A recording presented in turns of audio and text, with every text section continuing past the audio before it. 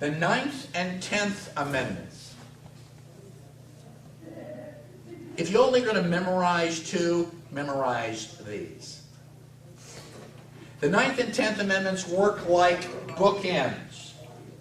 The Founding Fathers were really, really smart guys. They had studied the Greeks, the Romans. They had studied just about every democracy that had existed prior to 1776. They understood people.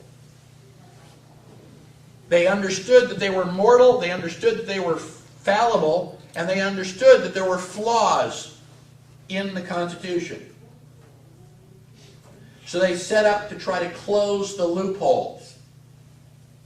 The 9th Amendment, they didn't write really well. It was kind of like the end of the day.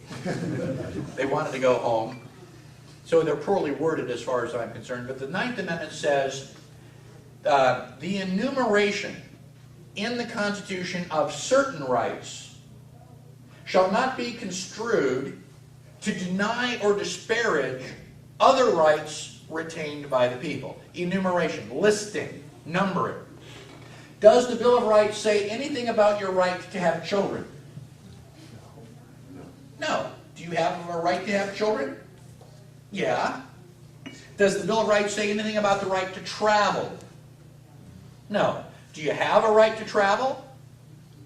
Yes.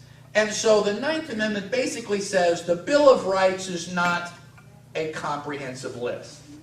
We don't have enough paper to write down all of the rights that you have. These were just some of the ones that we thought were most important. I don't agree with Alexander Hamilton a lot, but Alexander Hamilton says you really don't want a Bill of Rights. Why would you make a partial list? I know it sounds really, really crazy, but if you write a Bill of Rights, if you put a small modified list and add it to the Constitution, somebody down the line is going to come up with this really crazy idea that the Bill of Rights are the only rights that you have, and if it's not listed in the Bill of Rights, you can't do it. Hypothetical, huh?